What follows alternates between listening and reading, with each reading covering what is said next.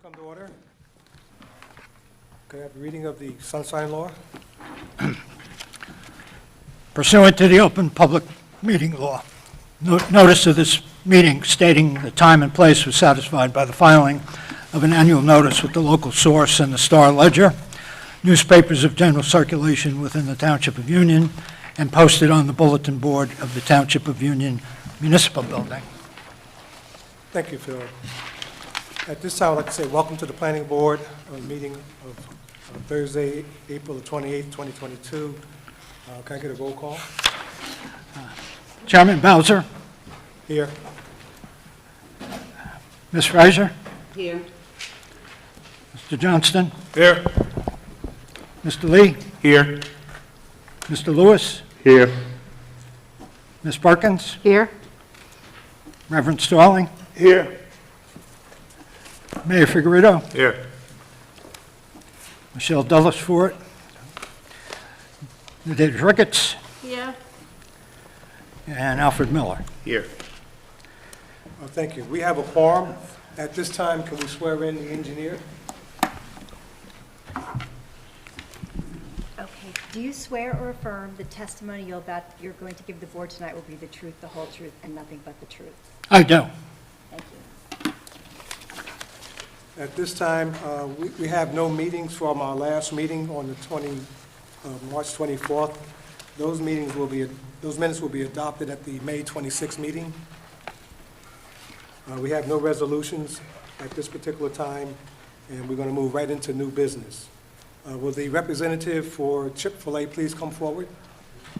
Thank you. And Stephen Hale representing Chick-fil-A, and great to see everybody in person. It's a little different. I was here 2 weeks ago at the zoning board, so a little acclimated to you back here, but it's great to see you.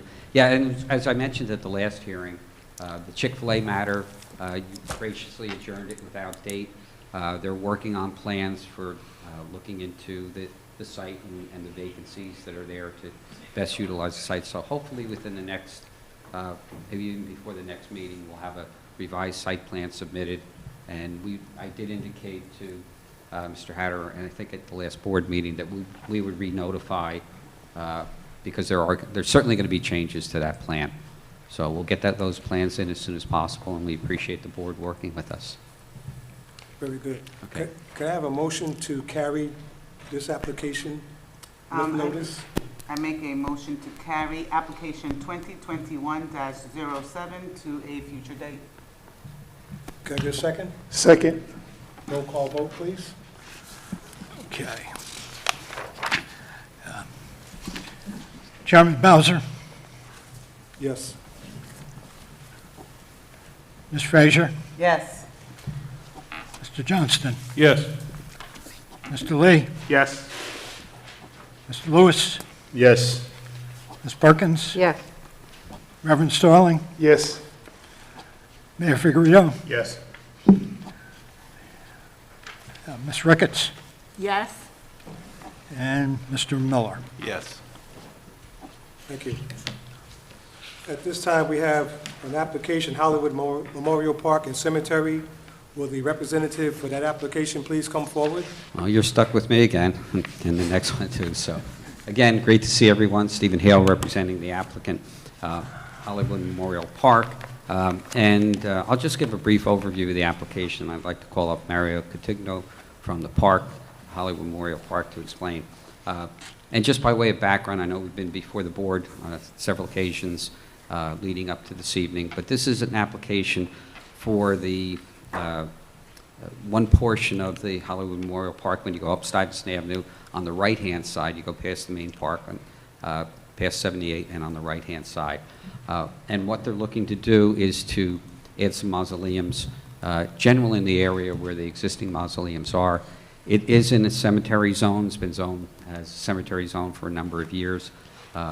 We do not require any variances other than a setback, but that setback is actually from Route 78, not from any of the homes. I did have an opportunity, I think I discussed this with Mr. Hatter. I know there was some neighborhood concern as to the impact, but I did have an opportunity to have a conference call with them, invited them for a site meeting. But when I explained that these mausoleums are more than 250 feet from the rear yard of any of the homes, and that they were generally in the location where the existing mausoleums are, that there was no concern. And also, we talked at the last meeting, I think Ms. Perkins had asked, no, there's no lighting, they're just mausoleums, and Mr. Patigno will explain a little bit more. We have received the review letter from Collier Engineering dated January 27, 22. We'll go through that, but we have no issues. And another thing that we did offer to do at the last meeting was to add some additional landscaping. Again, and you'll see it when we show the plan. There, you come in through the gates and you go down and you go past the building where when they have a service there, and then you make a right and it's over there. So as I explained from the homes, there's the homes, then a little roadway, then an area of the cemetery where graves are, then another roadway, and then beyond that are where the proposed mausoleums are. So again, it is in the cemetery zone, and so what I'd like to do first is call upon Mario Patigno. I know he's been here before the board, and just give a little background on the location. We do have up on the plan, up on the TV, the part of the plans, and we can zoom in and show a little bit more about the location. So, Mr. Patigno, I guess you'll be sworn. Councilor. Do you swear or affirm that the testimony you're going to give the board tonight will be the truth, the whole truth, and nothing but the truth? I do. Would you please spell your name for the record? Sure. It's Mario Catugno, C-U, excuse me, T-U-G-N-O. Thank you. And Mr. Patigno, if you could briefly give the board a little bit of your background with Hollywood Memorial Sure. Park. I've been affiliated with Hollywood Cemetery, Hollywood Memorial Park for about 44 years. Started there as a kid cutting grass, and basically became part of their board members. I've been in front of numerous boards here for several of our mausoleum projects over the years. Basically, we're a cemetery, as everybody here is aware of. We try to be good neighbors. Originally, the project that we're adding this last phase to was started back in the early 80s, and it was designed to help improve the look of the cemetery, plus to increase burial spaces by going along Route 78 wall that ran through or adjacent to the cemetery. So this is the final phase of that project. As Mr. Hale said, there's no indoor building to this. It's just exterior crypts, no lighting, no plumbing. The main chapel area that was built probably back in like 1982 is where services take place. When the service is completed, then that person or the body's remains is brought over to this wall, as you could call it, in place there where it's, permanently, sealed. Okay. And perhaps, I don't know if we're Sal. Sal, how do we zoom in on that? Just use his hand. Which one, Steve? The one that's up there, if you could go into that one there and take us in there and just generally describe Sure. where we're talking about. You kind of see the circle where it says project area. The existing mausoleum parallel with 78 is where the trees are actually along Route 78 there. The addition would come off of that kind of L-shaped and run into the cemetery. That light-colored roof that you see up in the backside there, right below where it says lot number 1, that is the existing building that has a little inside chapel. That is where the services actually take place. So the service takes place there. Once the service is committed, the families leave. Our staff takes the remains and brings it over and places it into its permanent location. And I was explaining in my opening, you have the homes that back up on Walker, said that you've got to walk, you've got the roadway, and Yep. we're not talking that area, it's beyond the roadway, not that cemetery area that shows in the center of the screen will remain. Correct. Okay.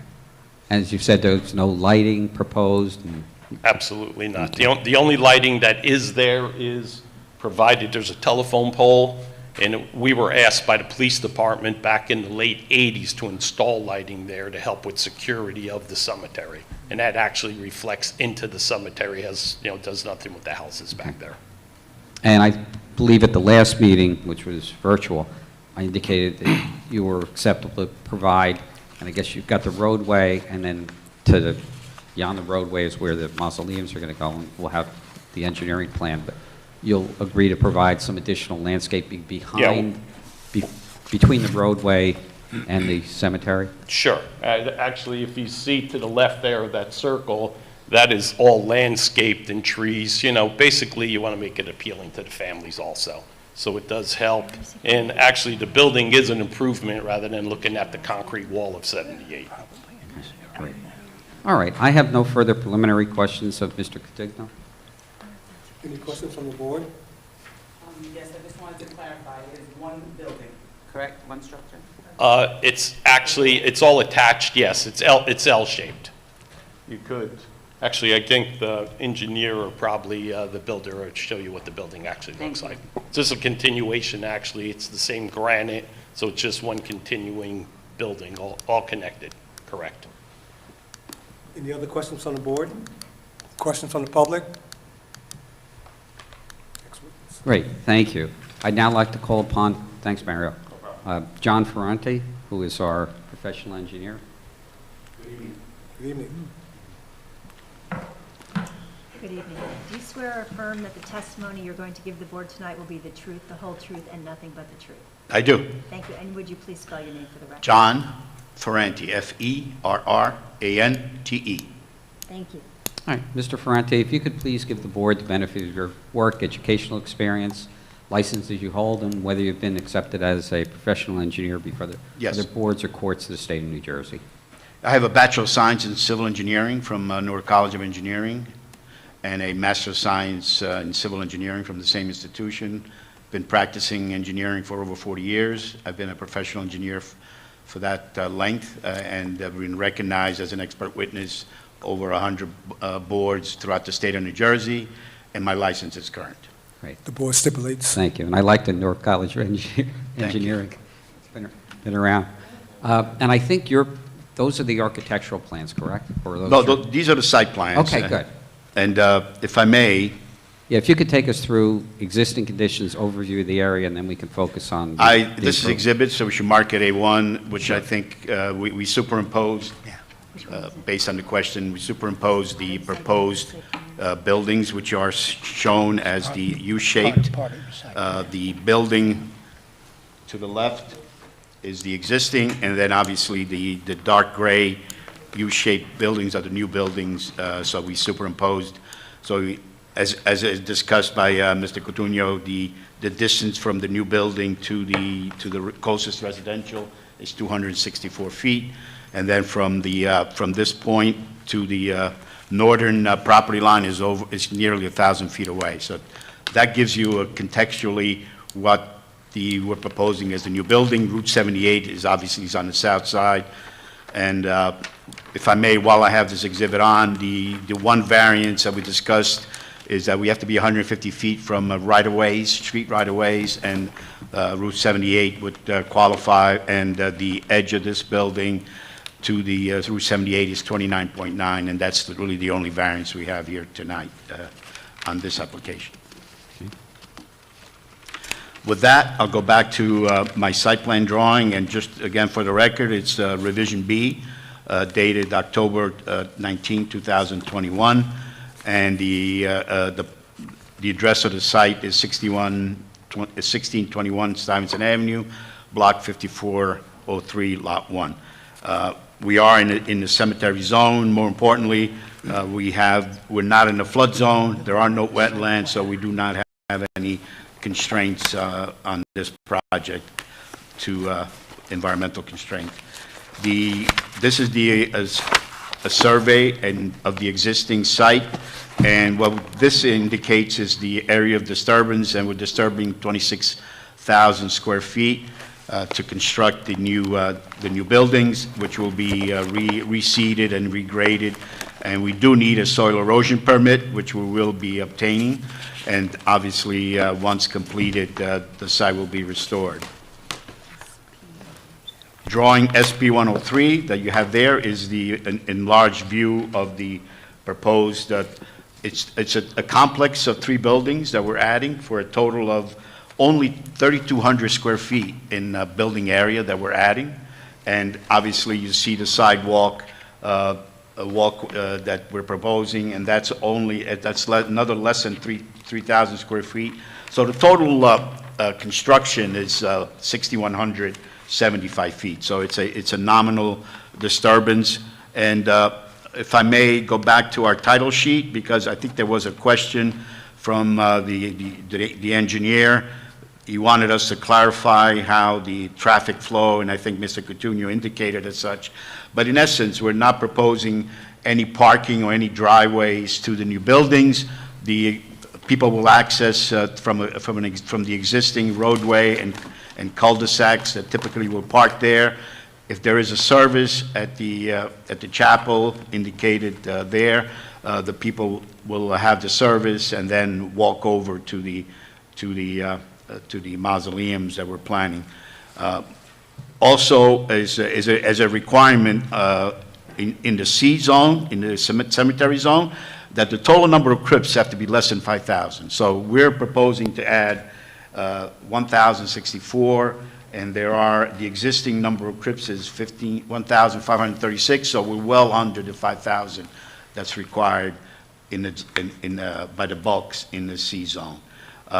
We are, even though we are not a major development when it comes to, we're not disturbing more than 1 acre of soil, and we're not creating more than a quarter acre of impervious area or drivable areas, so we're not a major development when it comes to stormwater. But we have addressed stormwater, again, turning to our sheet SP 103. We do have some roof drains from the roof of the new buildings, which we're collecting, to an existing storm sewer that's there, and we have a new grade system, so we're connecting to the existing storm sewer that's on the site. This is an 18-inch RCP, but as I indicated, we're less than 6,000 square feet of new impervious, so the amount of stormwater is the minimus that we're creating. Also, if I may point out the location of what the additional landscaping Yes, I will was be just gonna ask that. Thank you. in this location, as you see there. We have this existing driveway, so it will be located along the driveway to further block the view from the neighbors on Walker Road, I think, to the right, to the east. In essence, that's really my application. And I believe you touched on it, but you've reviewed the January 27, 2022 letter from Colliers. Yes, I tried to address it as I Yeah. described, No, I but we think can you go touched on through all it. that. No problem complying with any of those terms and conditions. No, not at all. Okay. I Just wanna also just a confirm question you for have the, received approval from the New Jersey Cemetery Board. And soil conservation. Just a other question question? here for the engineer. I assume you'll be resubmitting the site plan showing the landscaped area? I'm sorry? You're going to resubmit the site plan Correct. showing the landscaped For, area that we'll you're submit a proposing? compliance set for your approval and the board. Okay. Absolutely. Thank you. The other question that the engineer asked, whether there was any disturbance since the 2004, and we were told through Mr. Coutinho that there was no disturbance other than what we're proposing for you here tonight. Right. I have a question. It's a practical question. Persons who would be attending a service in the building, would there be any sort of a path, a stone path, or a paved area over which they would walk to get to that? There is a small pathway existing from the, it's not shown, but if I go back to the aerial, if I may. In essence, the idea is to utilize the existing roadway that we had shown, but I was mistaken. I saw there was an older drawing that had actually a path from the chapel area to the mausoleum, but the intent is for the public and to utilize that existing roadway to get to the building. There is also this additional roadway that's here that could be used, but the primary route is to have the cars that are attending the funeral to park along this road, I see. so that there's the turnaround, so they're able to turn around and exit the cemetery. Thank you. Any questions from the board? Any questions from the public? Okay. Thank you very much. I'd now like to call upon Kevin Fisher from Northeast Mausoleum. Thank you. Thank you. Great job.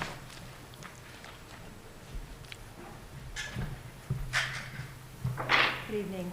Do you swear or affirm that the testimony you're going to give the board tonight will be the truth, the whole truth, and nothing but the truth? I do. Thanks, and will you spell your name for the record? Yes, it's Kevin Fisher, Fisher. Thank you. Mr. Fisher, if you could give the board your background in the cemetery business and mausoleum business. This is my company is Northeast Mausoleum. This is my 31st year of working in cemeteries or building mausoleums or projects in cemeteries. I've done projects all across the Mid-Atlantic states. I'm currently working in Connecticut, New York, New Jersey, and South Carolina and North Carolina at the present moment.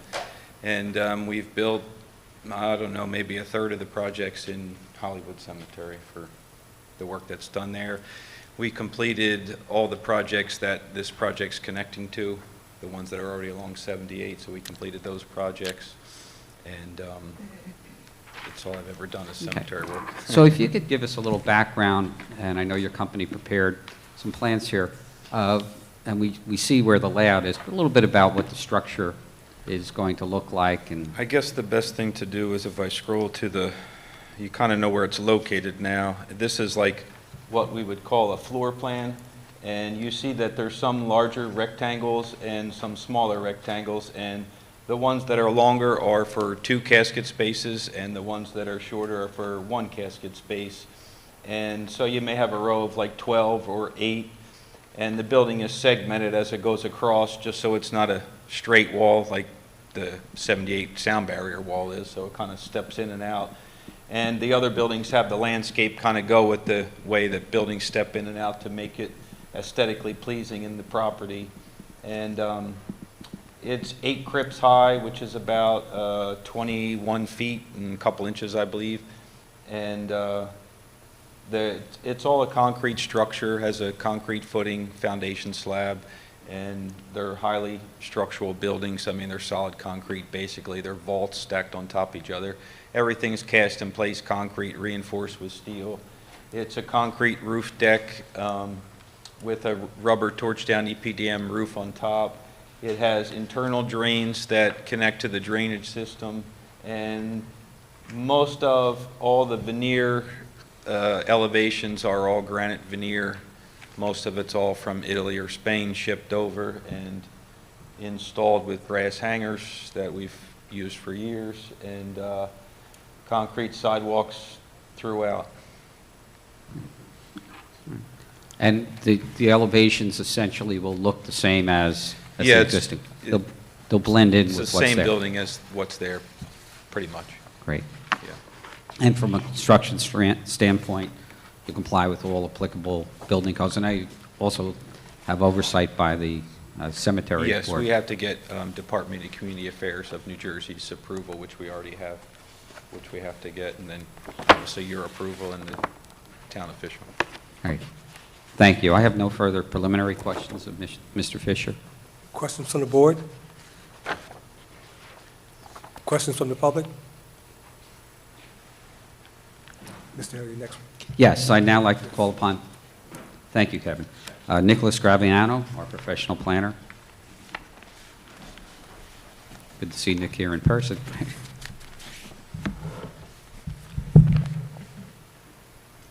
Do you swear or affirm that the testimony you're going to provide the board tonight will be the truth, the whole truth, and nothing but the truth? I do. Thank you. Can you spell your name, please? Yes, my first name is Nicholas with an H, last name Graviano, G-R-A-V as in Victor, I-A-N-O. Thank you. And Mr. Graviano, I know you've testified many times before this board and the zoning board adjustment, but if you could briefly give the board licenses you hold, area of expertise, and whether you've been accepted as a professional planner before other boards or courts of the state of New Jersey. Yes, I hold a bachelor's degree from Rutgers University, a master's degree in city and regional planning from Rutgers University, and a law degree from Temple University. My New Jersey professional planner's license still valid, as well as the AICP certification, and I've been qualified by this board on numerous occasions. I would offer... The board stipulates. Great, thank you, Mr. Chairman. Thank you, Chairman. Mr. Graviano, as you're aware, this property is in the cemetery zone, and already indicated the one variance that we need to set back from Route 78. If you could provide the board with an overview of the justification for that deviation. Certainly. The applicant is before you this evening requesting preliminary and final site plan approval for a property known on the township tax maps as Block 5403, Lot 1. The applicant is requesting approval to construct a mausoleum to contain a total of 1,064 total crypts. As indicated in previous testimony and by Mr. Hale, this project is located in the C Cemetery Zone. It is also located on the land use map of the township's master plan in the cemetery zone. So this is certainly a project that is in the right jurisdiction before this board. There is one minor variance being requested as part of this application, whereas Section 170-77A requires a 150-foot setback from a public right-of-way, and the applicant is proposing 29.9 feet to the Route 78 right-of-way. You heard in engineering testimony, it is on the highway. This is certainly an appropriate location for development to occur. It's not happening on Stuyvesant, it's not happening on Walker. And frankly, as you heard in the previous testimony, it's providing a visual buffer to Route 78 from the cemetery. So certainly in this circumstance, I feel that the variances can be granted under both the C1 and C2 criteria. The C1 criteria being that the current layout and configuration and density of tombstones in the existing cemetery do not allow this mausoleum to be placed in a conforming location that's required by ordinance. So that's due to the exceptional situations affecting this specific piece of property, which is the existing cemetery. Strict application of the township zoning ordinance would create undue hardship upon the developer. With respect to the C2 criteria, it certainly relates to a specific piece of property, the existing cemetery, the existing mausoleum layout, which is located along Route 78. Advances purposes of zoning of the municipal land use law, specifically Purpose A, to guide the development of lands in a manner which will promote the general health, safety, morals, and general welfare. Providing burial spaces for our departed is certainly advancing the morals and general welfare of our community.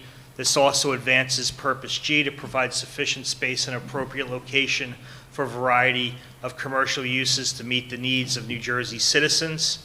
And I believe that the screening of the Route 78 view shed from the cemetery, as well as the landscaping package that the applicant is proposing to screen the use from the neighboring residents, certainly advances Purpose I, creating a desirable visual environment and creative development techniques. All of these variances can be granted without substantial impairment to the zoning ordinance, the master plan, nor does the granting of this variance create any substantial detriment to the public good. Thank you. Thank you, Mr. Graviano. I have no further questions of Mr. Graviano at this time.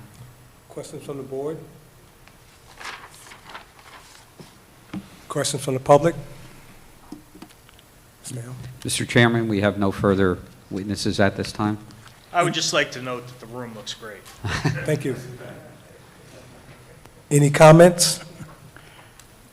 Yeah, I'll just briefly sum up. Again, we appreciate the board hearing us this evening, and as we've indicated, we feel that certainly it is zoned in the cemetery zone. The location of these proposed mausoleums not only makes sense, the only variance we need is from 78, and as indicated by Mr. Graviano, the site having these located closer to the highway, not near Stuyvesant, not near Walker, and it being over 260 feet away from the rear yards and not being able to place it closer because of existing grave sites there, and the agreement of the applicant to provide additional landscaping. So for all of those reasons, we request the board grant this application and have them move forward with this development. Thank you. Thank you, Mr. Hill. At this time, could I have a motion to approve application Hollywood Memorial Park and Cemetery, 1621 Stuyvesant Avenue, B5403L1? Have a motion to approve? Mr. Chair, so moved. Can I get a second? Second. May I have a roll call vote? Chairman Bowser, Yes. Ms. Frazier, Yes. Mr. Johnston, Yes. Mr. Lee, Yes. Mr. Lewis, Yes. Reverend Starling, Yes. Mayor Figueredo, Yes. Ms. Ricketts, Yes. and Mr. Miller. Yes. Thank you very much. Appreciate your time this evening. Thank you, Mr. Hill. Will the representative for application 2022-05 Vox LLC? And as I said before, you're stuck with me one more time, Mr. Chairman. And, okay.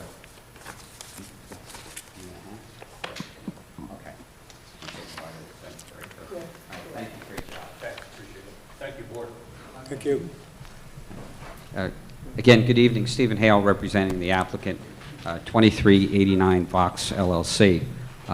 And this is an interesting application. You probably recall this for years was Tesler and Weiss, which was a jewelry manufacturing facility, mainly made, since some family members worked there, made gold rings at this location for years. And then, unfortunately, Mark Tesler passed away, and then the business eventually shut down, and it's been vacant for a period of time. And our clients, in this case, purchased the building, and it's, again, having been in there many times, it's an old-style manufacturing building. The use was a non-conforming use maybe years back when it was in the I zone, but it's part of the IO zone. That type of manufacturing is not permitted. So what the applicant envisions now, the owners, is to do two main improvements to make it into a small warehouse. And that being, number one, to raise the roof, to have it have a warehouse capability, and also to put in some dock doors. Again, the warehouse use is permitted in the IO zone. It's, and you'll hear from the testimony, there's no tenant yet, but the goal is, again, to make it a marketable piece of property. You can probably imagine that trying to find a manufacturing facility that, and again, in the IO zone, it's very limited as to the type of manufacturing that's permitted. So we're bringing it into conformity with the current zoning and making these improvements to make the building usable and marketable. We've received the review letters from Collier, dated April 5th, 2022. Our engineer, Mr. Dipple, will go through that, but generally we have no issues with some technical items that we'll work on. But it's generally a great adaptive reuse of an existing, I would say, obsolete manufacturing facility. So what I'd like to do first, because the real focus here is on the changes that are being made to the building, is to call upon David Billow, who is our architect, and can take us through what changes are being made to update and modify this building.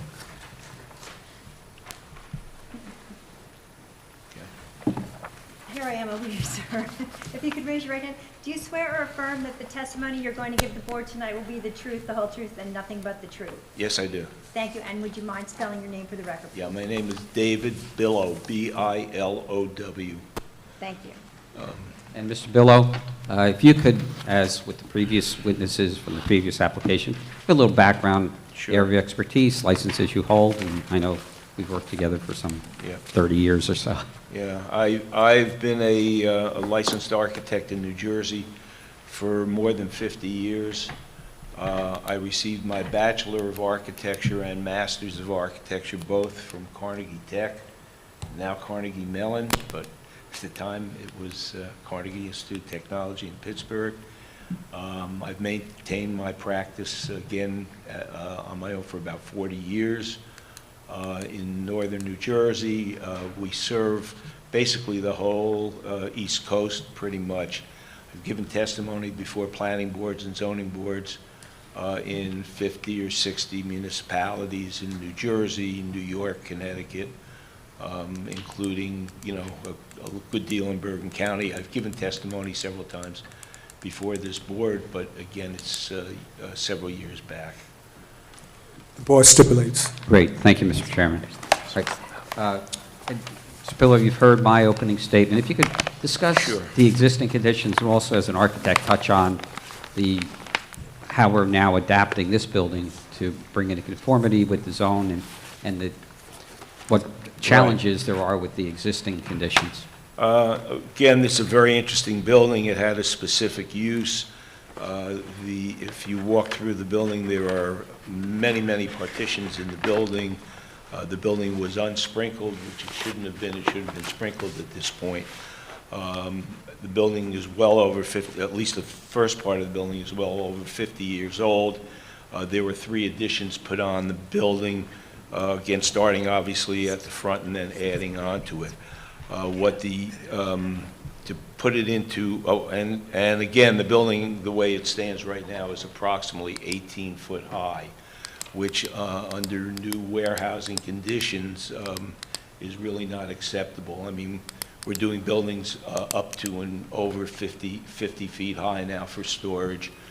With the advent of new material handling equipment and sprinkler systems that serve, you know, the building. So my client intends to gut the entire building, take out all the offices, the bathrooms, and everything. Right now, there's no expansion to the building at all. The building that you see is basically the way it sits there right now. The only change that we're making is that we're adding 5 doors, 4 tailboard doors and 1 drive-in door in the rear of the building in the recess, which comes out to the 4 darkened areas at the back of the building. And they're obviously set back so that the excuse me, truck maneuvers can be made without interfering with the traffic, you know, in the area, or entering the area. The intent, as I said, is to take down all of the walls, as many as could be taken down, and we intend to raise the building to 35 foot high, which is pretty much a 32-foot clear is pretty standard now for any new buildings that we're putting up, because that's a good height that the material handling equipment is readily available and easy to purchase or reasonable to purchase. So to accomplish that, basically the building as it is right now is brick, but it's 4 or 5 different kinds of brick because each addition was done in a different material. So we intend to cover all the brick with a stucco material, so it'll be one uniform appearance, and that will go 15 foot high, and then from 15 foot to 35 foot, we're talking about a metal siding would be, you know, in a color to be selected. We're showing it in the beige. As a matter of fact, this is what all the 4 elevations look like, and You might be able to zoom in a little bit on that. There you go. yeah, and the front that faces Vauxhall Road is the top elevations.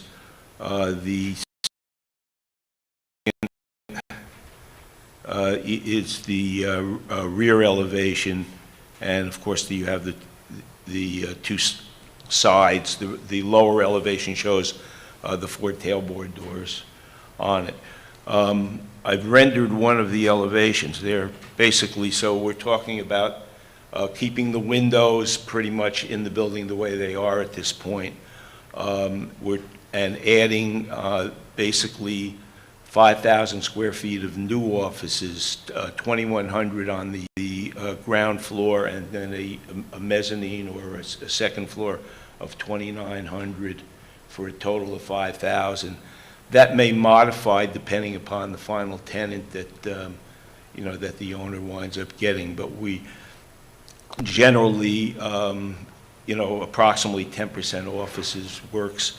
I should have mentioned that the total square footage of the building is basically 45,435 square feet, and that includes this, this office space.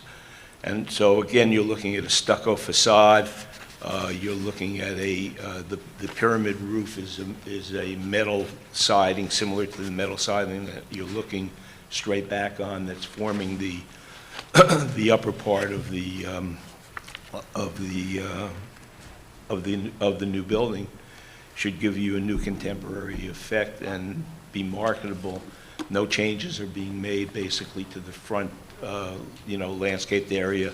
Our engineer will go into detail with regard to parking, truck maneuvering, lighting, landscaping, and everything. But as far as the building is concerned, as I said, we're really keeping it pretty much to the footprint it is, except raising the height so it can be used efficiently today.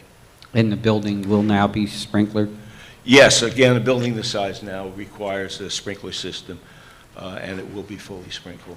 And I know that in the review letter, there was discussion of signage, and at this time, we don't show any signage, just that if there's signage needed, when a tenant comes in, it'll be compliant, and if they require more, we'd have to come back before this board. But we think with a single-tenant building, most likely we envision it, I assume, David, above that, above the door, up below that peak would probably... Either above the entry or to one side, but again, we're not really talking about a large sign. It would be something that would be an identification sign so people can find the property. And from an architectural standpoint, no problem complying with any of the terms and conditions, and would be, you work with the building and fire department? No, I didn't see anything that was a problem in the comments from the engineer. Great. Thank you. I have no further questions at this time. Mr. Billo? Questions from the board? Yes, just one question. You talked about the exterior material used for the building. I think you started off with the stucco, and then above that is metal siding. Yes. Can you explain a little bit more about the metal siding in terms of in terms of the material itself, if it has any kind of either reflective or any kinds of qualities that can reflect sunlight or anything of that nature? Like, can you describe the material a little bit more? Yeah, it's really, it comes with a 20-year paint finish.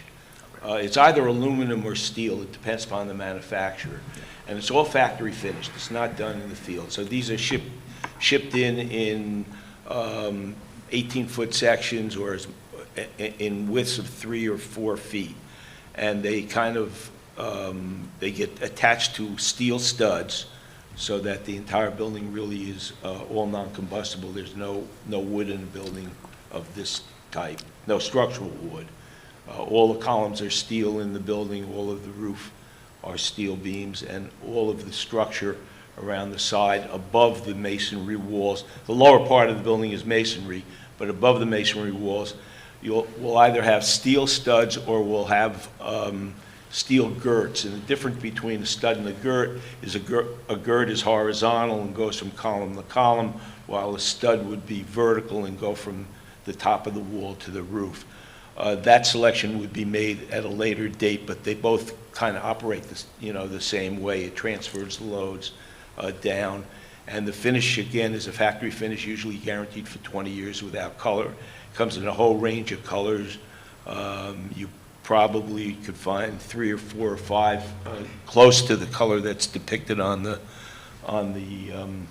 rendering, and it would be in a color similar to or as close as we can to what's shown there. Okay. Thank you. Additional questions from the board? It's not a question, it's a comment. just want for the record to note that construction has already begun on this project without the board approval. I learned about that when we got here today, so. I did get a call about that, and actually it was demolition work that was being done, and I guess they didn't get a demo permit, so they've now applied for that demo permit, and we did tell the owner, don't do that. So, no, we appreciate that. Now, so it isn't construction work that we would need approval from this board, but we certainly was looking for Anthony over there. So, but they do now know that they needed a demo permit, and in no uncertain terms, they were told, don't continue with any demolition until that be done, and they know that they can't do any construction work, either site work or building work, until this board is kind enough to grant the approvals, and then they get the appropriate permits and approvals from both the building department and the engineering department. But we appreciate that, and the owner is here, and you've heard that, right? So they weren't actually building anything up, they were just tearing something down for demolition? Yeah, just my understanding, the interior, correct. Okay. When Mr. Villa was talking about, because again, being in there, it's because it was manufacturing, they had all these little rooms where they had the machines making the rings and everything. So it, again, was a very complicated and cluttered floor plan. Worked well, again, for the manufacturing facility, but we appreciate the comments and bringing that to the attention. Further questions from the board? Questions from the public? Right. Mr. Hill? Yes, I'd like to call upon our site engineer, Michael Dipple.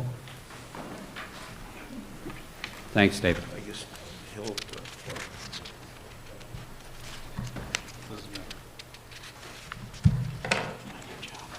Good having Sal here.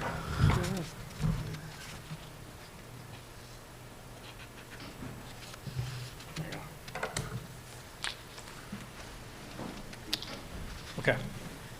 Can you raise your right hand, please? Do you swear or affirm the testimony you're going to give the board tonight will be the truth, the whole truth, and nothing but the truth? Yes, I do. Thank you. And your name, please, for the record?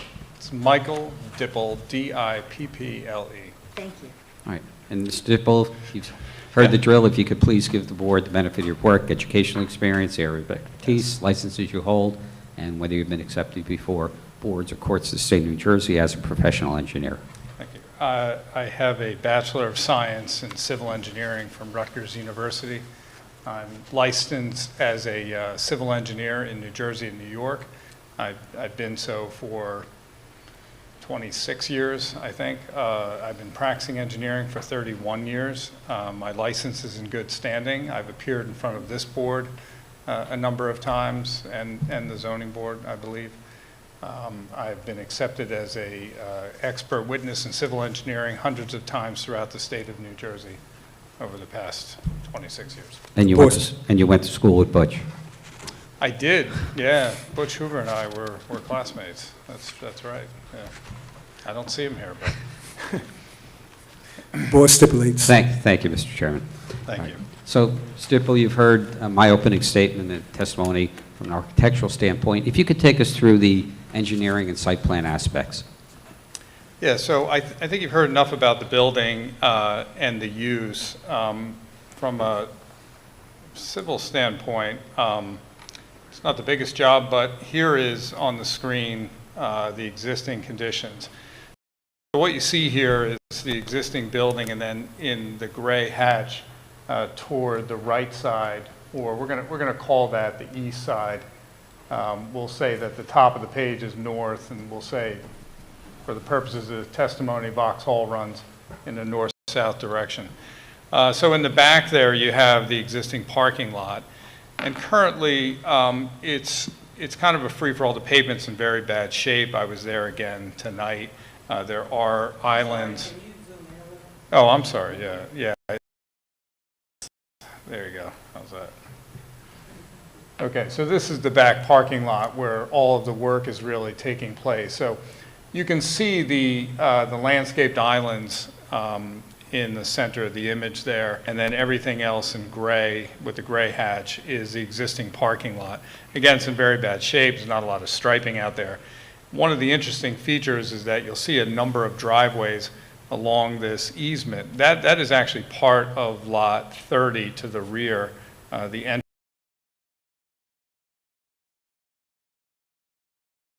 1, 2, 3, 4, 5 access ways along the back, along that easement, which runs in an east-west direction. So under the proposed application, the applicant intends to essentially clean that area up. So I'm on, I believe, sheet CO3 of my plan set. And in this proposed conditions, you can see I've depicted the 4 loading docks that Mr. Billow described, and we have a concrete loading area. And then we've kind of better delineated the parking spaces east of that. So you'll see 27 spaces in the middle, which include the ADA spaces, and another 13 spaces over in like a little auxiliary lot. But you'll also notice we've cleaned up the number of driveways, so it's not really a free-for-all coming in and out. You really have the large entryway along the easement, which runs, again, in the east-west direction. So that's really the application from a civil standpoint. The loading dock doors go in that extension of the building. We drop the grade in order to get the loading docks at that desirable 4-foot height, and then we put in that concrete pad, and then we kind of work around that. So those are the proposed improvements standpoint. I should also point out that this application also includes Lot 5, which is in the front of the building on the opposite side of what I'm calling the easement. It actually is a portion of Lot 30 in the rear, but it's an access easement granted to this application. And the applicant owns that Lot 5, which is a very small lot in the front, right along Vauxhall Road. There is an area of asphalt there for parking, and in this application, we propose to just better delineate that and provide an additional 12 parking spaces and stripe around an area where a utility pole exists. There is a tiny bit of new impervious just to the right of that number 5 right there that we're adding. But overall, this entire application essentially matches the impervious surface. We're reducing it by 17 square feet. That was on purpose. We were trying to decrease, if at all possible, the impervious coverage and not create a stormwater runoff issue. And we're also trying to provide the 68 parking spaces that your ordinance requires. So this application, when you include the 12 spaces on Lot 5 and the 4 spaces that exist in the front of the building, and then the spaces in the rear, we do achieve the 68 parking spaces which are required by ordinance. So I hope I've sufficiently described the proposed improvements. And then going forward in my plan set, we have plans for grading and stormwater. We are proposing some improvements to the stormwater collection system, but essentially that's just due to the loading docks, and the stormwater runoff would be collected, distributed out to the Vauxhall right-of-way exactly as it is today, just picked up in different locations. And then as we continue through my plan set, we have landscaping proposed. There is landscaping out there now. It's just needs to be relocated, needs to be cleaned up. So this application would do that. Landscaping. Lighting proposed in the rear. We modeled the back portion. Mr. Hatter pointed out that we should also model the existing lighting in the front, and we intend to do so if this application is looked favorably upon tonight. And on that utility pole, I believe, is a Cobra head light and a floodlight, so we could model that or make any improvements that are required, but we think there's sufficient lighting in the front. So we have, and I think Mr. Billow alluded to a vehicle circulation plan. So we're adding the loading docks, which means that the trucks are going to now come into this site and orient themselves in a perpendicular fashion to that building extension as I'm showing on the screen now. one of the important features, I think, that should be pointed out in working with this applicant is to make sure that we had a way for trucks to pull off on the side of that easement and position themselves right at that location there where the trucks are just to the north of that parking island. And you can see in my drawing 2 blue trucks side by side, and it shows the maneuvering. So in other words, because there's a FedEx facility in the back, and it's a very active FedEx facility, this allows the trucks to pull over and then make their maneuver, or to queue there for a minute and stay out of the way of all the traffic going back to the FedEx. So I think this is an improvement over what exists there now with all the driveways and whatnot. So we've tried to adaptively reuse the site in a manner that doesn't cause any problems with our neighbors. There's some other circulation patterns throughout the site here. I think we mentioned trash.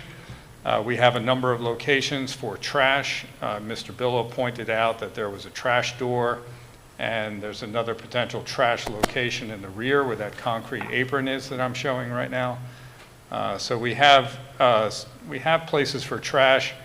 On a prior visit to the site, there was a container near this covered storage area. It's actually a really good spot for a container. It's very well hidden. It was sitting on the the concrete sidewalk. It's not a sidewalk, it's just like a landing there. So that may continue for a little bit of outdoor storage, perhaps some cardboard, but everything else, there's an opportunity for storage inside a door adjacent to the loading, or in the rear, as I pointed out before, at the concrete apron. So I think the rest of my plan set is really soil erosion and sediment control, which we will require an application. I'm sorry, I don't know the status of that off the top of my head. And then we have construction details. So that's... Yeah, and I know that there's some comments about ADA locations and some of the parking. I assume you can work with Mr. Hatter. I know you've worked extensively with him in the past. Yes. To address those what appear to be minor modifications to the parking layout, not affecting, I don't think, the number of spaces, just... Yes, related to that, Yes. you have 4 ADA parking spaces in the rear of the building.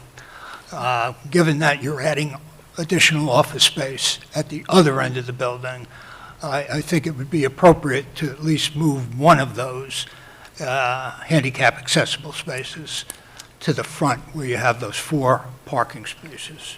I understand. Can I point out to you, and again, we have a significant grade change in the front, and that's, and believe me, Mr. Hatter, I don't disagree. However, there's a 4-foot grade change between the front and the doorway. There are stairs going up to the doorway, because back when they built this building. I don't disagree. These are the challenges, and I'm describing why they are in the back. And there is a doorway in the rear which is ADA accessible toward the front of the building, but... Yeah. Assume you can work with I Mr. think, Hatter and see if they can I think you design- might want to look at a ramp Okay. in the front of the building. Yes. I'm hearing the recommendation, and I will work with my client and work with you, Mr. Hatter, to figure that out. Okay. Okay. Right. And then just one other item, I know it's, while we're on the letter, I did say Battery made a request with the environmental on, I guess it was 3.3 and 3.4, and I received from the Environmental Council and LSRP that the applicant and property owner has retained and sent that information over to Mr. Hatter. Yeah. Yeah, it wasn't clear to me that the professional held an LSRP license. Okay. Oh. Okay. But it is under remediation and will be undertaken, or is being undertaken. Further questions from the board? Can you show us the dimensions on the parking spaces, please? Yes, and I believe that is something that, all right, so the dimensions of the parking are 9 feet by 18 feet. And we have a conventional parking lot in this case where we have 24-foot drive aisles, 18-foot parking spaces. And part of that was to try our best to meet the parking setback to the rear and preserve some of the trees in the back. I believe your ordinance requires a 9 by 20 foot parking space, but we also included some parking blocks. I don't know if that's a desirable situation, but try to keep the car contained. But again, a 9 by 18 is kind of the standard for parking. I know a lot of ordinances, including yours, require the extra 2 feet, but we were fighting on all fronts here to try to keep the impervious coverage down to meet the 68 parking spaces. So we decided that the 9 by 18 would be an alternative we would seek in order to meet all those criteria. We also assume that this would be utilized generally by employees and Yeah. not a Lowe's shopping center where people are coming and going. And that's correct. It's relatively low volume. In a shopping center where you have, especially a supermarket perhaps, where you have a lot of maneuvering back and forth, people in a rush going in and out, and then you need a few extra feet. And actually, the extra feet are better for the drive aisle than it is for the parking space, because even some of the biggest cars today, surprisingly, are 17, 18 feet and not really 20 feet that people may think. But what you do get when you go with the 20-foot parking space is more maneuvering room, which helps you a lot in a high volume situation, like a supermarket or a shopping mall or shopping center. In this case, they're employees, and they come to this place of business nearly every day. So that's why we sought for those reasons, we were aware of the 9 by 20, but we sought the 9 by 18 waiver. It's my understanding, sir, that you do not have a tenant yet for this warehouse, correct? Excuse me? There is no tenant yet for Not this yet, warehouse? no. So that we can't know what kind of traffic it may require relative to what is stored there, or what kind of vendors might be needing to access it, or how Yeah. many employees might come and what shifts and so forth. So I'm not sure about those thoughts. No, Have any. you're absolutely correct. We don't have a tenant yet, but I think the layout of the site, the size of the building will dictate the type of tenant who might be interested in this building. So Amazon is not, well, I mean, sorry guys, but Amazon likes millions of square feet. Maybe they want this, I don't know, but this is something that someone seeking this size building and this layout and this number of employees will drive. But again, we meet your parking standard of 68, which is 1 per 200 on the office and 1 per 1,000 on the storage. And that's a very generous parking criteria. There's a lot of spaces there, and the industry is doing a little bit less unless you have vehicle leasing. So, yeah. Just had a question here. You mentioned about, in what we're seeing here in the parking lot, curb stops for these parking spaces that have the length of 18 feet. Yes. I mean, if we're talking about feet, can you explain, in terms of the curb stop, what's the width of the curb stop and how far away those curb stops are from the edge of the parking spot? Yeah, I think that's a good question. I don't know if I've got that at the tip of my tongue, but they're essentially put so that it brings the car in to exactly where you want it to be. Because what happens when you have those curb stops, and I think these are labeled concrete, but I'm gonna suggest that they're a low curb stop, and sometimes they have recycled material curb stop, which actually is a lot better, not a lot softer. So what the driver does is he goes in and he looks for it, you touch it, and then once you hit that, you're good. That your car is in, you're not over the line, so it can help the driver place the car into the space properly. And then you don't really get that overhang. I don't really, I'm sorry, I know there might be a detail here, but we would go with the manufacturer's recommendation on exactly how far that curb stop. Some of them have different shapes, different sizes. I think what Mr. Lee is trying to gain is a foot or two there to allow for a longer parking space. Well, if we're head in against everybody, then I don't know if that's going to work, you know? That's correct, you're right. Right, so, yeah. You're making my point. In addition to the inverse, if a curb stop is introduced, and let's say if it takes a foot or two, then really the car will take up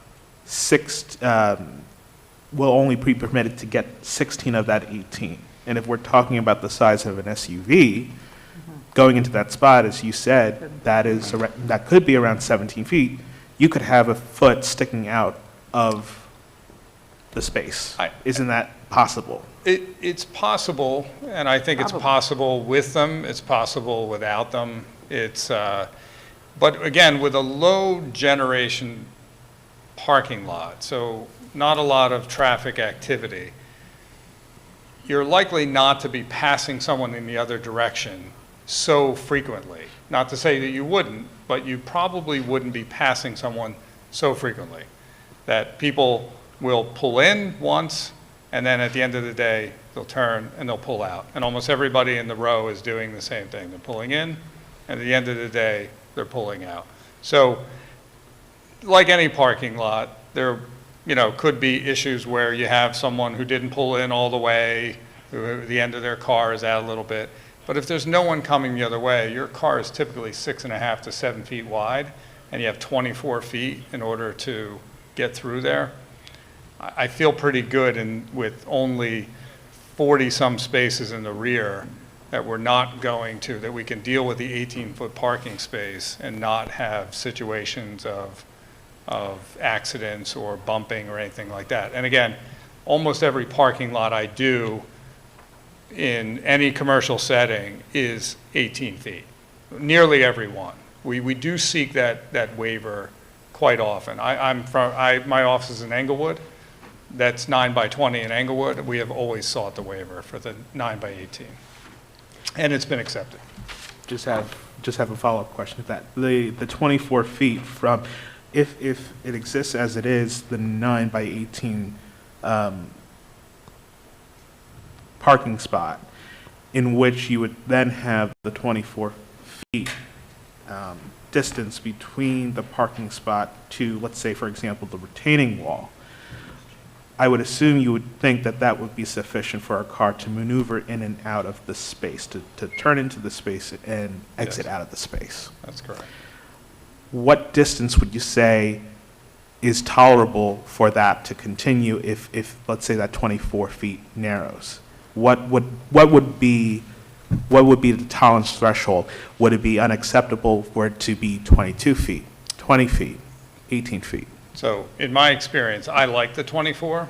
I really do, because I lecture my young staff on this all the time, that you need 24 feet, but some ordinances throughout New Jersey allow 22 feet.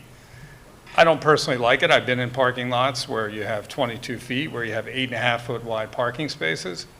I don't really like it. It's a little tough to maneuver. You got to back up, and you got to maneuver sometimes and jockey. I like 9 by 18, 24 feet. I think that's as small as I would like to see it go. And then wider spaces is always a little bit better because it's easier to maneuver in and out.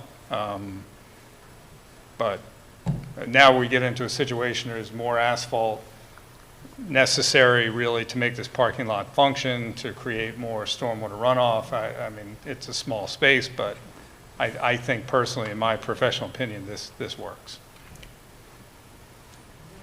I have a comment. I don't know who to address about this, but as a resident who uses Vauxhall Road to get to work every day, the traffic is horrendous on Vauxhall Road. Who do we speak to about putting a sign, now with this anticipated additional traffic, coming out of this facility, not being able to make that left-hand turn onto Vauxhall Road? Because it is horrible. I know Vauxhall Road's a busy road. It was busy tonight when I went there With just the tonight. one lane. It's not. It's, yeah. The only thing I can say is you have, for this warehouse, you have a lot more going on to the north when you pull out and you go right. So I think that's where it would go. Not to say that all vehicles are going to want to go to the right, but there's a lot more going on to the north with Route 78, which I came off tonight and heading in that direction. I have not done any traffic analysis, but I would think that that maneuver would be very, very detrimental to the tenants that are on that road right now, FedEx and everything, limiting that maneuver to right in, right out. I just can't speak for it other than I know the activity that happens in this complex. Yeah, and the other, as a practical matter, and Mr. Hatter would that's an access easement that we have, and we're not the only people that use that. So I don't know, as a practical matter, how, and it's aggressive. I go up and down that all the time too, but I don't think that we could impose that like as part of this site plan because we don't control that roadway. That's out on Vauxhall Road, but we certainly recognize the problems that are there with the traffic. Yeah. And I should add. It's like any other roadway. You got to find your gaps in the traffic. And to agree with Mr. Hatter, you do have very good visibility here at this entryway because Vauxhall bends there and you can see all the way around the turn and you can see them coming from quite a distance if you look with no obstruction whatsoever because it has a slight bend in the road looking, what I'm going to describe to the south. Looking to the north still you still have good visibility. But I noticed that tonight when I was leaving because I was taking a left to come here out of this site. I would be very surprised if there was a 2 or even a 3 truck queue at that intersection. And we're adding 4 loading docks. So back to my Amazon example, this isn't, the 60, 70 loading docks that they might have on the side of a 1 million square foot building or whatever.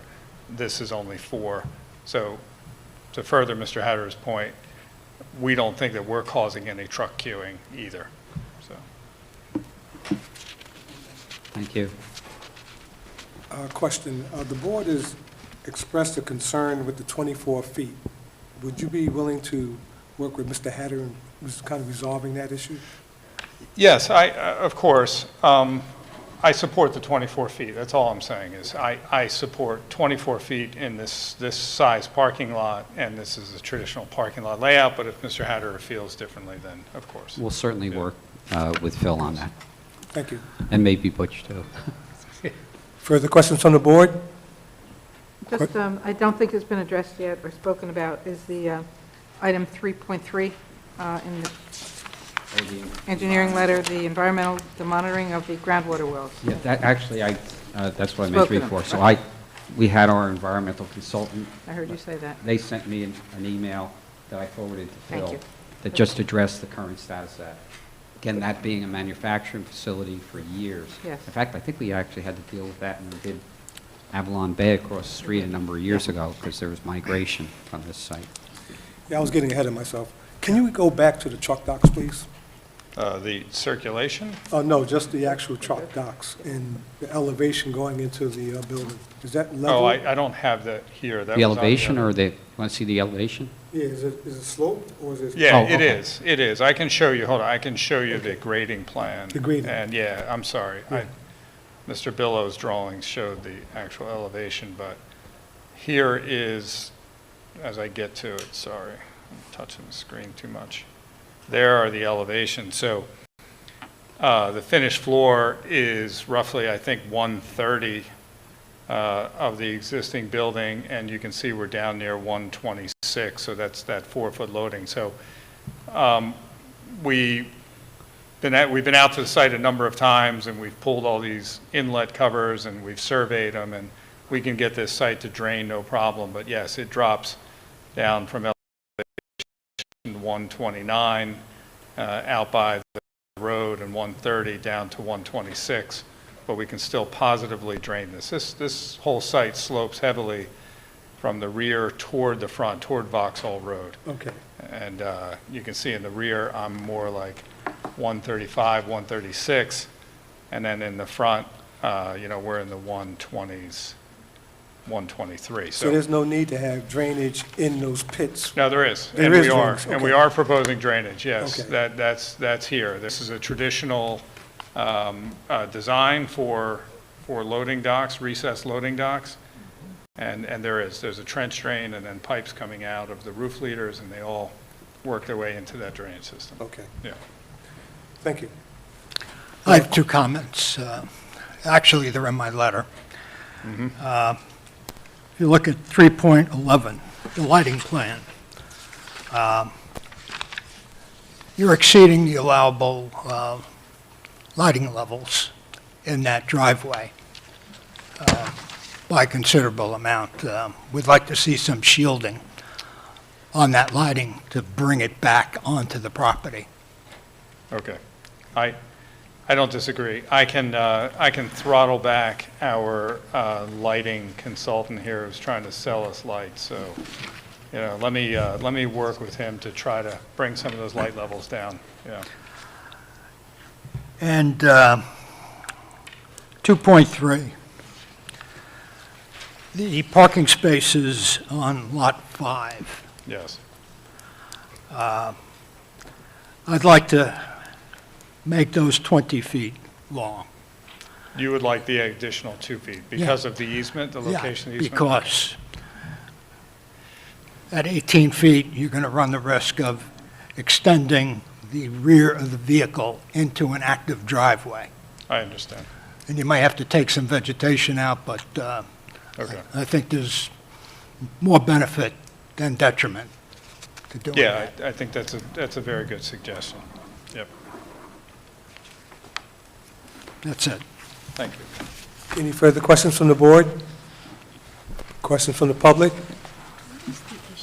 Any further? Yes, I'd like to call upon Mr. Nicholas Graviano. What's the issue with the 24 Yeah. feet? Because I'm not sure what a conditional condition is.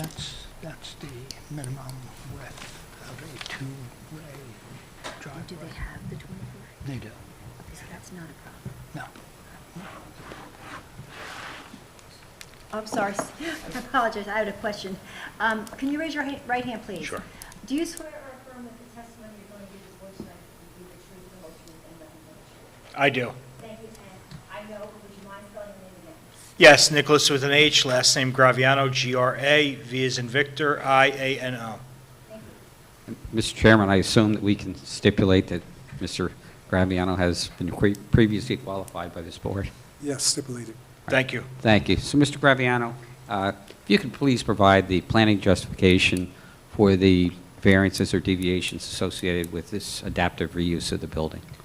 Certainly, the applicant tonight is requesting preliminary and final major site plan approval for two properties known as Block 5609, lots 5 and 31. They are located in the IO 40 district. The applicant is seeking to raise the height of the building to 35 feet, which is in keeping with the ordinance requirements, and providing additional office space to an existing industrial building, which exists on the site today. The board is familiar with this neighborhood. This is an industrial neighborhood. Nothing that the applicant is doing this evening is going to have any impact on any neighboring residential dwellings. The applicant does require some variances, both from existing conditions and also due to conditions which are a result of this application. They are indicated in the April 5th, 2022 Collier's letter. I'll go through those variants now and provide the variance proofs for those variances. On page 2 of the report, the applicant requires a minimum lot width variance, whereas 200 feet is required and 198.81 feet is proposed.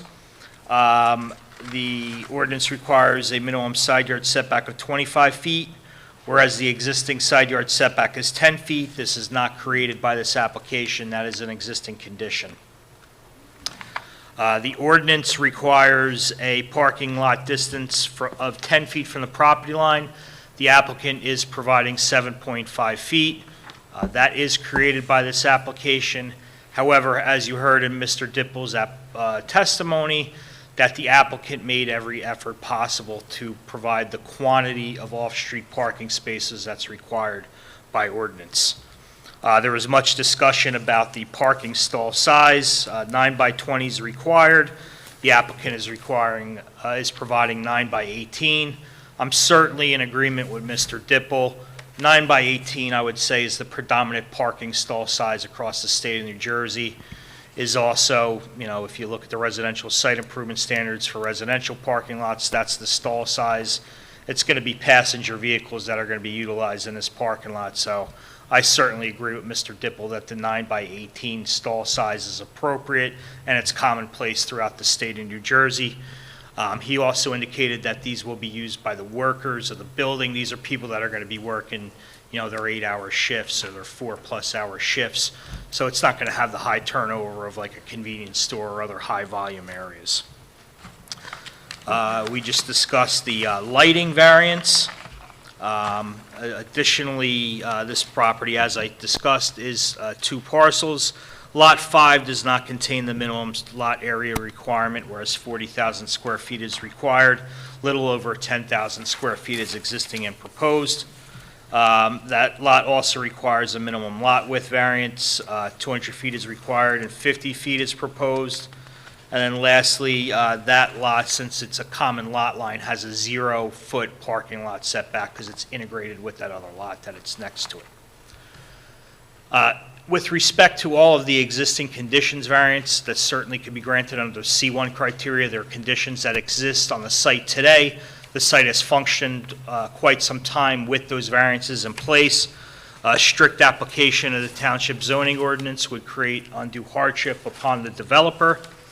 There's certainly no substantial impairment to the master plan or zoning ordinance with the granting of those variances. In terms of the variances that are being created by the applicant, they could be granted under the C2 criteria where it relates to a specific piece of property. This is in an existing industrial building in an existing industrial zone.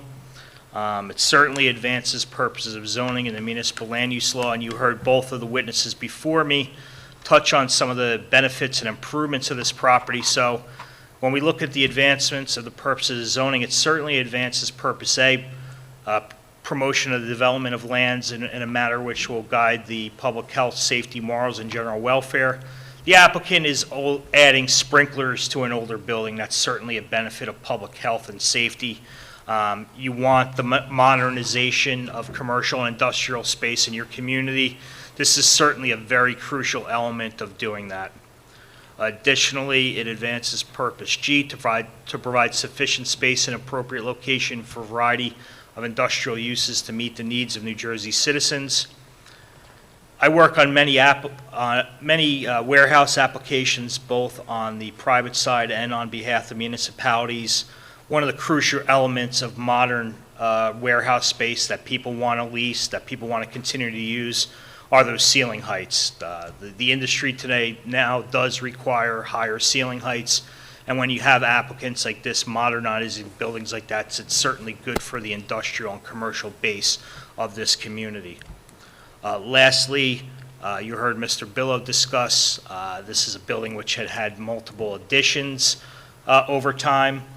The applicant is providing a comprehensive facade improvement through the integration of coordinated design elements to create a facade which looks like it was built at one time, and is certainly going to be an aesthetic improvement than what exists today.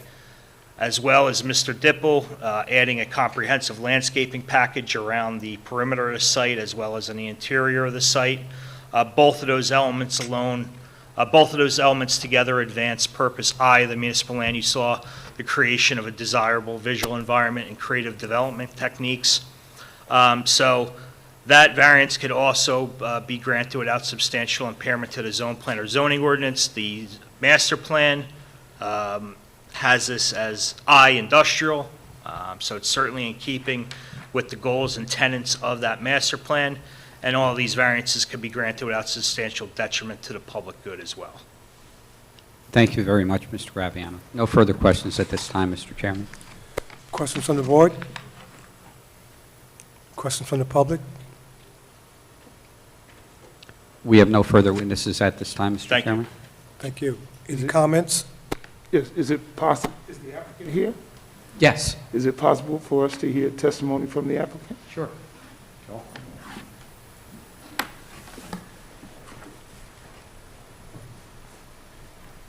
Hello. Gotta be- Good evening, sir. Can you raise your right hand, please? Do you swear or affirm that the testimony you're going to give tonight to the board will be the truth, the whole truth, and nothing but the truth? Yes, I do. Would you mind spelling your name for the record, please? My name is Joel Teitelbaum, Joel, first name, last name Teitelbaum, T as in Tom, E-I, T again, E-L, B as in boy, A-U, M as in mom. Thank you. You can certainly ask some questions if you want me to. Yes. How are you, Joel? I'm fine. How are you? Good, good. What type of businesses do you hope to draw into this facility? Do you have an idea? Yes, so I'm an entrepreneur. I have a company. We import products from China. We sell them on Amazon, and we sell them to a few different channels, Macy's, Target, but we don't sell them basically in bulk. We drop ship from our warehouse. We have an existing warehouse in Jersey City right now. So my initial intent was, when I bought the building, is actually, as my company is going to move in there, there is economical, not 100% sure, but I could say 60-70% my company will move in there. But there is a chance I will not move in there, just business decisions. Yes. Because we might open another facility in the West Coast. So for that reason, we left open the option that we can rent it out for a similar company that we are right now. Okay. And so what is the name of your company in Jersey City? Home for You. Home for You? HOME, number 4, letter U. We do import houseware products like Bed Bath & Beyond, Container Store, this kind of nature, this kind of products. Oh, okay. Very good. And you may possibly move the company from Jersey City to Union? Correct. Okay. So our company, if I move in, so I could say about our company. So our company doesn't have a lot of truck volume, just gets in, let's say, one container every few days. And usually UPS and FedEx comes to pick up the packages. Nowadays with technology, you buy something on Macy's, you don't even know it's gets shipped from our warehouse. We have Macy's packaging, we have Target packaging, we have Lowe's, Home Depot packaging. In our warehouse, we get a packaging looks like comes from Macy's, comes from Target, whatever it is, with the packing slip, and it's going to ship with FedEx to UPS to the customer. We do have, I could speak of myself, at my company, we have about 10 people in our office, another 30 people working in the warehouse. Okay. If my company is moving there, so most likely we can need probably about 30 parking spots. Oh, okay.